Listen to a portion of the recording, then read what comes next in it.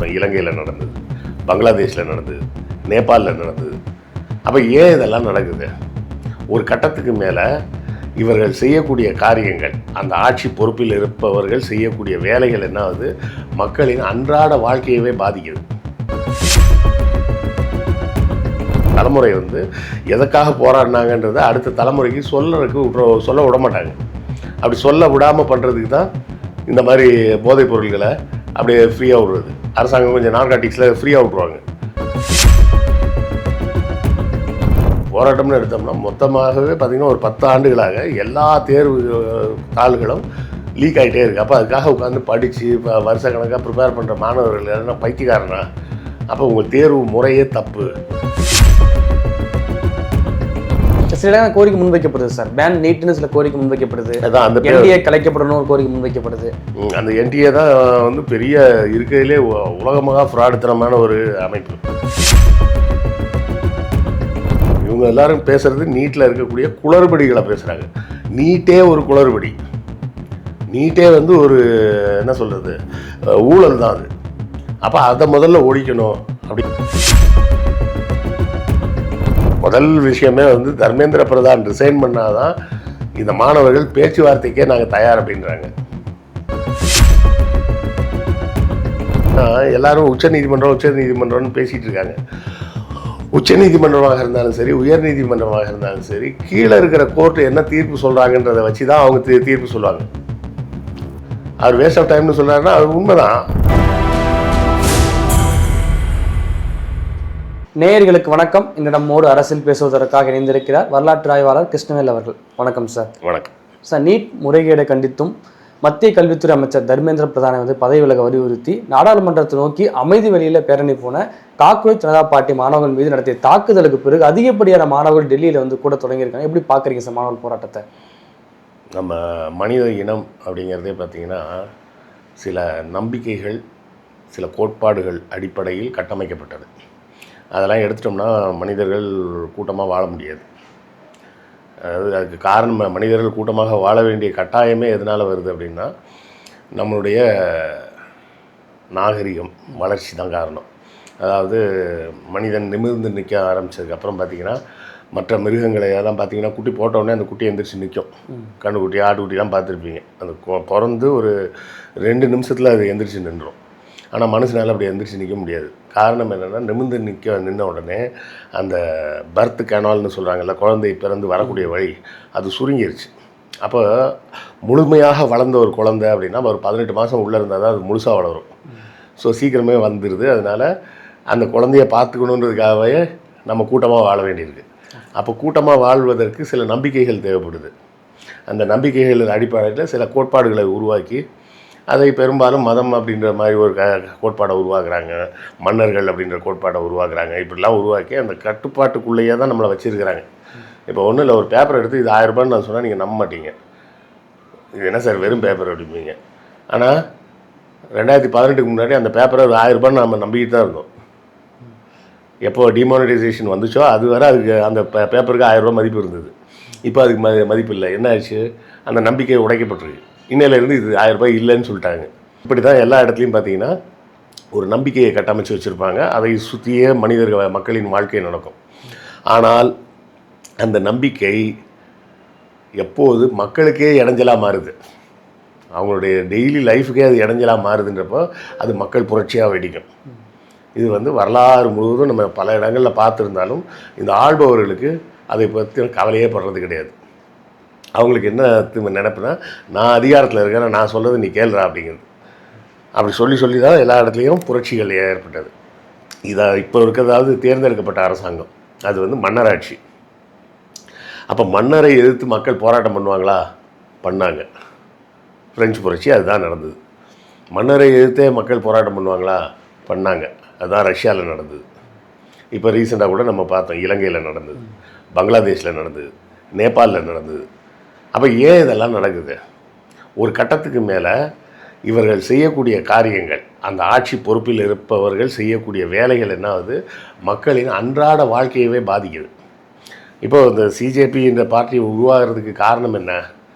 ஒரு உயர் பதவியில் இருக்கக்கூடிய ஒரு நீதிபதி இவர்களெல்லாம் கரப்பாம்பூச்சி மாதிரி, எதுக்கும் பிரயோஜனம் இல்லாதவர்கள். கரப்பாம்பூச்சின்னு ஒரு சொல்கிறதுக்கு காரணம் என்ன தெரியுமா? அதால் எதுவுமே பண்ண முடியாது, வெறும் அழுக்கில் தான் இருக்கும். அந்த அழுக்கிலேருந்து எதையோ எடுத்து சாப்பிட்டுக்கிட்டு அது பாட்டு வாழ்ந்துட்டு இருக்கும். அதால் கடிக்க கூட முடியாது. மற்ற பூச்சியெல்லாம் கடிக்கவாது செய்யும், இதால் கடிக்க கூட முடியாது, கண்ணு கூட கிடையாது. அந்த 2 ஆண்ட்லஸை வச்சுக்கிட்டு தான் போகும். ஸோ ஒரு இளைஞர்களை, படித்த இளைஞர்களை ஒரு உயர் பதவியில் இருக்கக்கூடிய ஒரு நீதிபதி கரப்பாம்பூச்சி அப்படின்னு சொல்லி ஒப்பிட்டு சொல்லும்போது அந்த இளைஞர்களுக்கு கோபம் வந்து தான் காக்ரோச் ஜனதா பார்ட்டி அப்படின்னு ஆரம்பிக்கிறாங்க. அது அவர்கள் எதிர்பார்த்ததை விட மிகப்பெரிய அளவில் ரீச் ஆகிடுச்சு. அந்த அளவு இந்தியாவில் வந்து ஒரு வெற்றிடம் இருந்துச்சுல்ல, ஆளக்கூடிய அரசின் மீது நீட்டுக்கு எதிராக இருக்கட்டும், வேலையில்லா திண்டாட்டம், பசி, பல ஃபேக்டர் இருக்குது. அதோடைய ஒரு உருவமாக எடுத்துக்கலாம்ல. அப்படி இல்லை, அதாவது ஒரு பிரேக்கிங் பாயிண்ட்டுன்னு ஒன்று இருக்குது. மக்கள் வந்து யாருக்கும் மக்களுக்கெல்லாம் போராட்டம் பண்ணுறதுக்கெல்லாம் தெம்பு கிடையாது, ஒன்றா கூடுறதுக்கெல்லாம் யாருக்கும் நேரமும் கிடையாது. அவங்கவுங்களுக்கு அவங்கவுங்க பொழப்பு, அவங்கவுங்க குடும்ப பிரச்சனை, அன்றாட சோத்து பிரச்சனைன்றதே டெய்லி எல்லாருக்கும் பெரிய பிரச்சனையாக போயிட்டுருக்கும். அதை அப்படியே வச்சுருந்தாங்கன்னா அரசாங்கத்துக்கு நல்லது. ஒரு புகழ்பெற்ற எழுத்தாளர் வந்து சொல்லியிருந்தார், காஷ்மீரில் இவ்வளோ போராட்டம் நடக்குது, என்ன பண்ணலான்னு. ஒன்றும் பண்ண வேணாம், அங்கே இருக்கிற எல்லாருக்கும் ஒரு கலர் டிவி கொடுத்துருங்க, இன்ஸ்டால்மெண்ட்டில் ஒரு கலர் டிவி வாங்கி கொடுத்துருங்க, இல்லைனா ஓசியில் கூட கலர் டிவியை கொடுத்துருங்க, எல்லோரும் வீட்டில் உட்காந்து என்டர்டெயின்மெண்ட் படம் பார்த்துட்டு உட்காந்துருப்பாங்க, அதோட மறந்துடுவாங்க போராட்டத்தை அப்படின்னு. காலிஸ்தான் போராட்டம்னு எவ்வளோ பெரிய போராட்டம் நடந்தது பஞ்சாபில். ஆனால் அந்த போராட்டம் ஒடுக்கப்பட்ட பிறகு என்ன பண்ணாங்க? எப்போதுமே ஒரு பெரிய போராட்டம் வருதுன்னு வச்சிங்களேன், பின்னாடியே அந்த ஏரியாவில் போதைப்பொருள் புழக்கம் வரும். இலங்கையில் இன்றைக்கி பார்த்திங்கன்னா கிடைக்காத போதைப் பொருளே கிடையாது. பங்களாதேஷில் பார்த்தீங்கன்னா கிடைக்காத போதைப் பொருளே கிடையாது. இது அரசே திட்டமிட்டு தானே செய்வாங்க சார், போராட்டம் மறக்கடிக்கிறதுக்கு? இல்லை, மறக்கடிப்பதற்கு இல்லை. அந்த இளைஞர் கூட்டம் அடுத்த தலைமுறைக்கு இன்னொன்று இந்த விஷயத்தை பாஸ் பண்ண விடாமல் பார்த்துப்பாங்க. புரியுதா? அந்த தலைமுறை வந்து எதுக்காக போராடினாங்கன்றதை அடுத்த தலைமுறைக்கு சொல்ல விட மாட்டாங்க. அப்படி சொல்ல விடாமல் பண்ணுறதுக்கு தான் இந்த மாதிரி போதைப் பொருள்களை அப்படியே ஃப்ரீயாக விடுறது. அரசாங்கம் கொஞ்சம் நார்காட்டிக்ஸில் ஃப்ரீயாக விட்ருவாங்க, கண்டுக்க மாட்டாங்க. அப்போ என்ன ஆகும்? இளைஞர்கள் பூரா அந்த போதை பழக்கத்துக்கு போயிடுவாங்க, அவங்களால போராட்டத்துக்கெலாம் வர முடியாது. இப்போ இங்கேயும் பார்த்திங்கன்னா இந்த மாணவர்கள் ஏன் வராங்க அப்படின்னா, ஒரு முறை இருமுறை இல்லை. இது வந்து இப்போ தான் நீட்டுக்கு பேப்பர் லீக் ஆகிடுச்சுன்னு இல்லை, கடந்த 5 ஆண்டுகளில் 3 முறை லீக் ஆகிருக்கு. அது மட்டும் இல்லை, கடந்த 10 ஆண்டுகளில் நீட்டை மட்டும்தான் நமக்கு தெரியும். நமக்கு தெரியாத மற்ற எக்ஸாம்ஸ்லாம் பார்த்திங்கன்னா எஸ்எஸ்சின்னு ஒரு எக்ஸாம் இருக்குது, இந்த ஆர்மியில் சேர்றதுக்குள்ள எக்ஸாம். அதே மாதிரி என்டிஏன்னு ஒரு எக்ஸாம் இருக்குது. அதாவது +2 முடித்தோடனே அந்த எக்ஸாம் எழுதி நீங்கள் மிலிட்ரி காலேஜ்லேயே சேர்ந்து படிக்கிறது, அங்கேயே சேர்ந்து டிகிரி படிக்கிறது, அங்கேயே அப்புறம் லெஃப்டினண்ட்டாக போய் ஜாயின் பண்ணுறதுன்னு என்டிஏன்னு ஒரு எக்ஸாம் இருக்குது. நேஷ்னல் டிஃபென்ஸ் அகாடமின்னு சொல்லிட்டு ஒரு எக்ஸாம் இருக்குது. அப்புறம் யூபிஎஸ்சி எக்ஸாம் இருக்குது. இது மாதிரி பல்வேறு தேர்வுகளில் சுமார் கடந்த 10 ஆண்டுகளில் மட்டும் 70 முறை வினாத்தாள்கள் லீக் ஆகிருக்கு. நாம் எல்லாம் என்ன பார்த்துட்ருக்கோம்? இப்போ ஒரு வினாத்தாள் லீக் ஆகிடுச்சு, அதுக்காக தான் போராட்டம் பண்ணுறாங்கன்னு பார்த்துட்ருக்கோம். அது இல்லை போராட்டம்னு எடுத்தோம்னா மொத்தமாகவே பார்த்திங்கன்னா ஒரு 10 ஆண்டுகளாக எல்லா தேர்வு தாள்களும் லீக் ஆகிட்டே இருக்குது. அப்போ அதுக்காக உட்காந்து படித்து வருஷ கணக்காக ப்ரிப்பேர் பண்ணுற மாணவர்கள் எல்லாம் பைத்தியக்காரனா? அப்போ உங்கள் தேர்வு முறையே தப்பு அப்படின்னு சொல்லி இவர்கள் போராட்டம் பண்ணுறாங்க.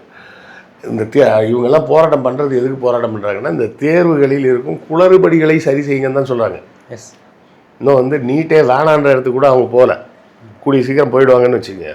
சில கோரிக்கை முன்வைக்கப்படுது சார், பேன் நீட்னு சில கோரிக்கை முன்வைக்கப்படுது. அதான் அந்த என்டிஏ கலைக்கப்படணும் ஒரு கோரிக்கை முன்வைக்கப்படுது. அந்த என்டிஏ தான் வந்து பெரிய இருக்கிறதுலே உலகமாக ஃப்ராடுத்தனமான ஒரு அமைப்பு. அப்போ இந்த மாணவர்களை இந்த அளவுக்கு போராட வைத்தது யார் அப்படின்னா இந்த அரசாங்கம் தான். அந்த நீதிபதி வந்து கரப்பாம்பூச்சின்னு சொல்லாமல் இருந்திருந்தாருன்னா சிஜேபின்னு ஒன்று வந்திருக்காது. சிஜேபின்னு ஒன்று வரப்போய் தான் அவர்கள் நாம் ஒன்றிணைய முடியும். ஏன்னா பொதுமக்களுக்கு வந்து எப்போதுமே ஒரு பயம் இருக்கும். போராட்டம் பண்ணுறவங்களாம் வேறு ஆளுங்க, அரசியலில் ஈடுபடுறவங்களாம் வேறு ஆளுங்க, நாம் வேறு. நீங்கள் பொதுவாக யார்ட்டையா பேசும்போது பாருங்களேன், நமக்கு பாலிடிக்ஸ்லாம் ஒன்றும் கிடையாது சார், ஆனால் இவர் செஞ்சது நல்லா இருக்குமே, இவர் செஞ்சது தப்பாச்சே, அவங்க பேசுகிறதும் பாலிடிக்ஸ் தான். ஆனால் தன்னை கவனமாக பாதுகாப்பான இடத்துல வச்சுக்கணும், நம்ம அதுக்குள்ளே போயிடக்கூடாது அப்படின்னு எப்போதுமே மக்களுக்கு பொதுமக்களுக்கு வந்து ஒரு அச்ச உணர்வு இருந்துக்கிட்டே இருக்கும். ஆனால் அந்த அச்ச உணர்வு எப்போ போகும் அப்படின்னு கேட்டிங்கன்னா லெனின் தான் சொல்லுவார், உங்களிடம் இழப்பதற்கு இதற்கு மேல் இந்த அடிமை சங்கிலியை தவிர வேறு எதுவும் இல்லை அப்படின்னாரு. இந்த அடிமை சங்கிலியை தவிர இழப்பதற்கு வேறு ஒன்றும் இல்லை உங்கள்கிட்ட, இனிமையாவது போராட வாங்க அப்படிம்பார். அது போலத்தான் ஒரு கட்டத்துக்கு மேலே அவங்களுக்கு வந்து பிரேக்கிங் பாயிண்ட்டுன்னு ஒன்று இருக்குது. அந்த பிரேக்கிங் பாயிண்ட்டு தான் அந்த காக்ரோச்சுன்ற வார்த்தை. அதிலேருந்து தான் தொடங்குச்சு இந்த போராட்டம். அப்போ இந்த போராட்டத்தை இன்னும் அடுத்த கட்டத்துக்கு கொண்டு போவாங்களான்னா கொண்டு போகணும். கொண்டு போய் இந்த நீட்டை வந்து ஒழிச்சு கட்டணும். ஏன்னா நீட் என்ற தேர்வு முறை வந்து தப்பான தேர்வு முறை. தேர்வு முறை வந்து எப்படி இருக்கும், நிறைய மார்க் வாங்கணும் ஃபஸ்ட் ரேங்க், அதுக்கடுத்த மார்க் செகண்ட் ரேங்க், அதுக்கடுத்த மார்க் தேர்ட் ரேங்க், அப்படி தானே வரணும். அப்போ இது நீட் தேர்வில் எழுதி 400 மார்க் வாங்கின ஒரு பையனுக்கு சீட்டு கிடைக்கலன்னு வச்சுங்க, 150 மார்க் வாங்கின பையனுக்கு சீட்டு கிடைக்க முடியுமா? கிடைக்காது. ஆனால் நீட்டில் வாங்க முடியும். ஆனால் நீட் தேர்வில் 150 மார்க் வாங்கிட்டு நீங்கள் மெடிக்கல் சீட்டு வாங்க முடியும். ஒன்று என்னென்னா பணம் வேணும். சரியா? 720க்கு 720 மார்க் வாங்க முடியுமா? வாங்க முடியும். வருஷத்துக்கு 5 லட்ச ரூபா கட்டி கோச்சிங் போக முடியணும். அந்த கோச்சிங் 2 வருஷம் வீட்டிலே உட்காந்து படிக்கிற அளவுக்கு வீட்டில் பொருளாதார வசதி இருக்கணும். இது 2 இருந்தால் 2 வருஷம் வீட்டில் உட்காந்து நீட் கோச்சிங் எடுத்து அதுக்கப்புறம் 720 மார்க் வாங்கலாம். இல்லையா, கையில் 10 லட்ச ரூபா பணம் இன்வெஸ்ட் பண்ண முடியுமா? பணத்தை கொடுத்து கொஷின் பேப்பரே வாங்கலாம். அப்போ எத்தனை இடத்துல ஊழல் பாருங்கள். ஊழல் மட்டும் இல்லை, வெறும் புத்தகம் மட்டும் வச்சு படிக்கிற பையன் என்ன பண்ணுவான்? அவனால் வருஷத்துக்கு 3 லட்சம் பணம் கட்ட முடியாது. அவன் படிக்க தயாராக இருக்கான். அவனால் 10 லட்ச ரூபா கொடுத்து கொஸ்டின் பேப்பர் வாங்க முடியாது. ஆனால் அவன் படிக்க தயாராக இருக்கலாம். அவங்க அப்பாவால் 1 கோடி ரூபா செலவு பண்ணி டாக்டருக்கு படிக்க வைக்க முடியாது. ஆனால் அவன் படிக்க தயாராக இருக்கிறான். அப்போது படிப்பதற்கு தயாராகவும் தகுதியும் படைத்த ஒருத்தருக்கு சீட்டு கொடுக்காம, 400 மார்க் நீட்டில் வாங்கின பையனுக்கு சீட்டு கொடுக்காம 150 மார்க் வாங்கின பையனுக்கு சீட்டு கொடுக்குறது எவ்வளோ பெரிய அயோக்கியத்தனம். அதனால தான் நம்ம வந்து நீட்டே கூடாதுன்னு சொல்லிக்கிட்டு இருக்கிறோம். இவங்க எல்லோரும் பேசுகிறது நீட்டில் இருக்கக்கூடிய குளறுபடிகளை பேசுகிறாங்க. நீட்டே ஒரு குளறுபடி. நீட்டே வந்து ஒரு என்ன சொல்கிறது, ஊழல் தான் அது. அப்போ அதை முதல்ல ஒழிக்கணும் அப்படிங்கிறது தான் நாம் சொல்லக்கூடிய கோரிக்கை. இப்போ அந்த கோரிக்கை அகில இந்திய அளவில் இந்த சிஜேபி மூலமாக பரவி இருக்கு. இது இந்தியா முழுவதும் பரவணும். அது பரவும் அவங்களுக்கு அந்த ஒரு கணக்கு தெரியும். இதுக்கு மேலே இந்த போராட்டத்தை ஒன்றும் பண்ண முடியாது அப்படின்னு.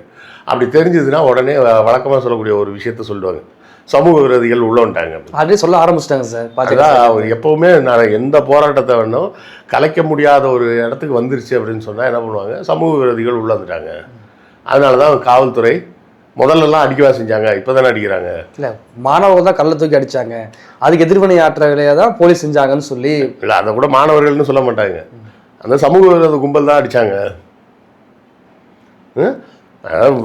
ஒரு மாப் மென்டாலிட்டின்னு ஒன்று இருக்குமா, மொத்தமாக கூட்டமாக இருந்தோம்னாலே எதாவது பண்ணணும்னு தான் தோணும். சரியா? ஒரு கிளாஸில் பார்த்தீங்கன்னா ஒரு 10 பேர் தான் உட்காந்துருக்காங்கன்னா யாரும் கேள்வி கேட்க மாட்டான். இதே ஒரு கான்ஃபரன்ஸ் மாதிரி 150 பேர் உட்காந்துருக்காங்கன்னா டக்குனு எவ்வளோ ஒருத்தன் கேள்வி கேட்பான், கத்துவான், இதெல்லாம் பண்ணுவாங்க. கூட்டமாக இருக்கும்போது அந்த கும்பலுக்குள்ளே ஒளிஞ்சிக்கலாம் அப்படின்ற ஒரு தைரியம் இருக்கும். அதுபோல் நடக்கத்தான் செய்யும். ஆனால் இவங்க என்ன பண்ணுவாங்கன்னா அதை என்ன பண்ணுவாங்க, இது வந்து சமூக விரோதிகள். இப்போ ஒன்றும் இல்லை, தூத்துக்குடியில் நடந்தது போராட்டம். என்ன செஞ்சாங்க, ரஜினிகாந்த் என்ன சொன்னார், இப்படி போராட்டம்னா நாடே சுடுகாடாயிரும் அப்படின்னாரு. அப்புறம் என்ன பண்ணாங்க, அவரே சொன்னேன், நான் பார்த்தேன் சமூக விரோதிகள்லாம் உள்ளே வந்துட்டாங்க அப்படின்றாரு. ரஜினிகாந்துக்கு சமூக விரோதிகளுக்கு எப்படி தெரியும்? அப்போ அங்கே துப்பாக்கி சூடு நடத்தி கலைச்சாங்க. இங்கே ஜல்லிக்கட்டு போராட்டம் பண்ணாங்க. ஒரு கட்டத்துக்கு மேலே அதை கண்ட்ரோலே பண்ண முடியாதுன்ற மாதிரி ஆயிடுச்சுன்னொன்னே என்ன பண்ணாங்க, போலீஸ் விட்டு அடித்து விரட்டினாங்க. ஸோ எங்கேனாலுமே அந்த போராட்டம் வந்து ஒரு உச்சகட்டத்துக்கு நகர்ந்துருச்சு, இனிமேல் அதை கலைக்க முடியாதுன்ற ஒரு இடம் வந்துருச்சுன்னா இந்த மாதிரி காவல்துறையோட வன்முறையை தான் பயன்படுத்துவாங்க. காவல்துறை அவங்களுக்கு அதெல்லாம் பற்றி கவலையே கிடையாது. அதுவும் இந்த முறை வந்து என்ன சொல்லியிருக்கேன், அந்த கம்பில் லட்டியில் வந்து ஆணிலாம் அடித்து வச்சுருந்தாங்க. அது பெல்லட் கொண்டு பயன்படுத்தியிருக்காங்க. அப்புறம் வந்து மின்சாரம் வந்து ஸ்டிக்கு அது பயன்படுத்தியிருக்காங்க. அது மின்சாரத்தை பற்றி எனக்கு தெரியல. ரப்பர் பெல்லட்ன்றது வந்து ரொம்ப சாதாரணமான விஷயம். ஆனால் போராட்டத்தை பயன்படுத்தக்கூடாது இல்லை சார், அது பெல்லட்க்கு வந்து துப்பாக்கி ரப்பர் குண்டுகள்னு சொல்லுவாங்க. அதெல்லாம் பயன்படுத்த வேண்டிய அவசியம் இல்லைன்னா கூட்டம் பெருசாகிடுச்சு. அதுக்கு மேலே இவங்களால ஒன்றும் பண்ண முடியாது. ஒன்று இப்போ வரைக்கும் என்ன கண்டிஷன்னா இவங்க நீட்டாக வாபஸ் வாங்கணும். சரியா? தர்மேந்திர பிரதானை ரிசைன் பண்ண வைக்கணும். இது ரெண்டையுமே இவங்க செய்ய தயாரில்லை. அதுதான் பிரச்சனை. இந்த ரெண்டையும் அவங்க செஞ்சால் தான் இந்த போராட்டம் நிற்கும். இல்லைன்னா 3வது வழி இவங்களை பூரா அடித்து கலைச்சி ஓட விடுறது. இல்லை, போராடக்கூடிய மாணவர்களுக்கு ஆதரவு நிற்கக்கூடிய எதிர்க்கட்சிகள் வந்து தனித்தனியாக பிரிஞ்சு நிற்கிறாங்க. இப்போ காங்கிரஸ் அந்த கூட்டணியை வந்து தனியாக போராட்டம் பண்ணுறாங்க, இப்போ திமுக தனியாக போராட்டம் பண்ணுறாங்க. இப்படி பண்ணுறது அப்படிங்கிறது போராட்டத்தை வலு சேர்க்கறது வந்து குறைக்க தானே செய்யும். அப்படிலாம் நம்ம பார்க்க வேண்டியதில்லை. எல்லாரும் அவங்கவுங்க போராட்டங்களை அந்த ஆதரவுக்கு அடையாளமாக காட்டுறாங்கன்னு தான் நம்ம அதை எடுத்துக்கணுமே தவிர அந்த போராட்டத்தை வலு குறைக்கிறாங்க. மெயின் போராட்டம் அங்கே நடக்கிறது ஜந்தர் மந்தரில் தான் நடக்குது. சரியா? ஸோ இதில் என்ன விஷயம்னா 3 வழி தான். முதல் வழி இப்போ நீட்டை பேன் பண்ணணும், தர்மேந்திர பிரதான் ரிசைன் பண்ணணும். இது ரெண்டும் செய்ய முடியாது அப்படின்னு சொல்லி பிஜேபி முடிவு பண்ணிடுச்சு அப்படின்னு சொன்னால் மாணவர்கள் மீது வன்முறை தாக்குதல் நடக்கும். அப்போ மாணவர்கள் இன்னும் வலுப்பெற்றாங்கன்னா மாணவர்கள் பாராளுமன்றத்தை உடச்சிட்டு உள்ளே போவாங்க. எப்படி இலங்கையில் நடந்ததோ, எப்படி பங்களாதேஷில் நடந்ததோ, எப்படி நேபாளில் நடந்ததோ அதே மாதிரி நடக்கும். ஸோ ஒரு அளவுக்கு மேலே போலீஸாலேயே கண்ட்ரோல் பண்ண முடியலன்னா என்ன நடக்கும்? நேபாளம் போல இலங்கை போல ஜென்சி போராட்டம்னு சொல்லி வர்ணிக்கப்படுது. உங்கள் பார்வையில் எப்படி பார்க்க? ஜென்சி இன்சின்லாம் தனியாலாம் ஒன்றும் கிடையாதுமா. போராடுறவங்க மக்கள் அவ்வளோதான். தங்களது உரிமையை இழந்தவர்கள் போராடுவாங்க. இந்த இடத்துல பரீட்சைன்றதுனால மாணவர்கள் போராடுறாங்க, அவ்வளோதான். இதை வந்து புதுசாக ஒரு வார்த்தையெல்லாம் காயின் பண்ணிகிட்டு இருக்கணும்னு அவசியம் இல்லை. ஜென்சி போராட்டம், அந்த போராட்டம், இந்த போராட்டம், மக்கள் போராட்டம். இது வந்து மருத்துவக் கல்லூரிக்கு போகக்கூடிய மாணவர்களோட பிரச்சனை இல்லை. தரமற்ற முறையில் சீட்டு வாங்கி படிச்சுட்டு வந்து டாக்டர் ஆனதுக்கப்புறம் இந்த 140 கோடி மக்களும் அந்த டாக்டர்கிட்ட தான் ட்ரீட்மெண்ட் எடுக்கணும். ஸோ அதுதான் முக்கியமாக நம்ம பார்க்கணும். அப்படிங்கிறது தான் இந்த விஷயத்தில் நீங்கள் கவனிக்கணும்.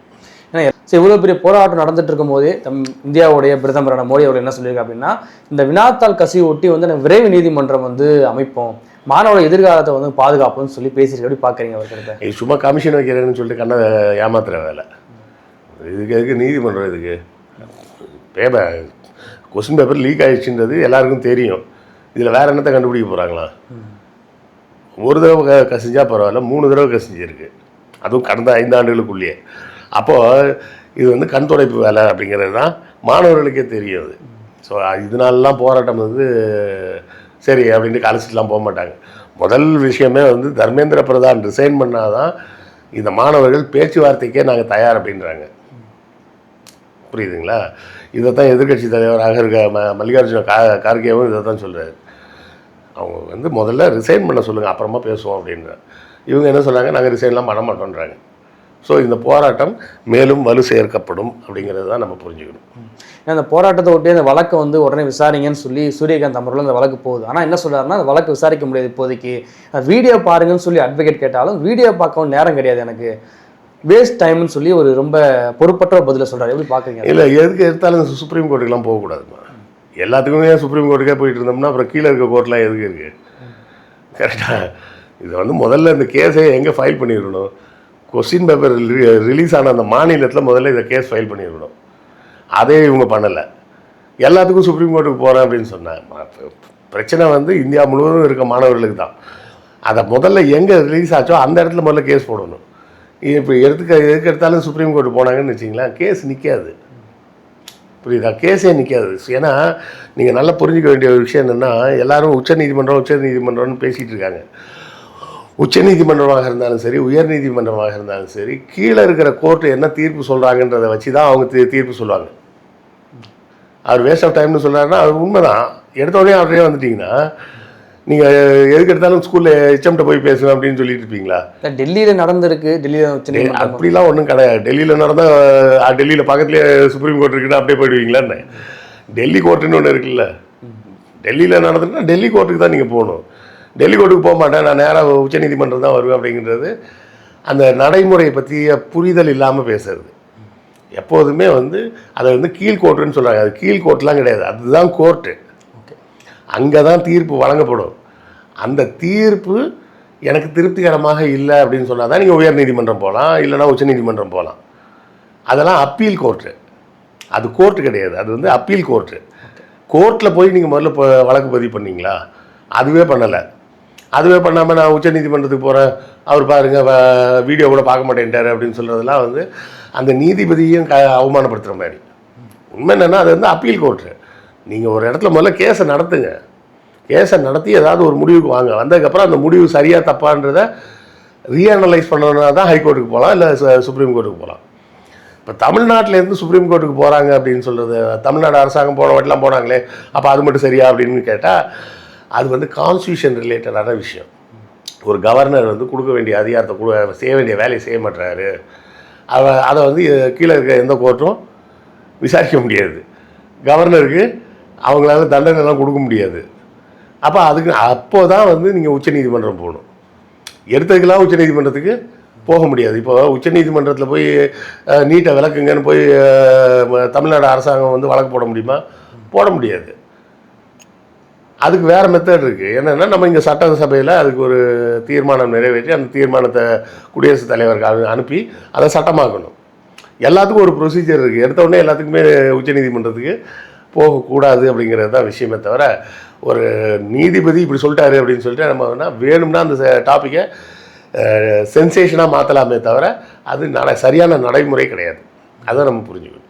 ஓகே சார், இவ்வளோ நேரம் நிகழ்வு கலந்து கொண்டு கருத்துக்கள் நமக்கு நன்றி சார். நன்றி.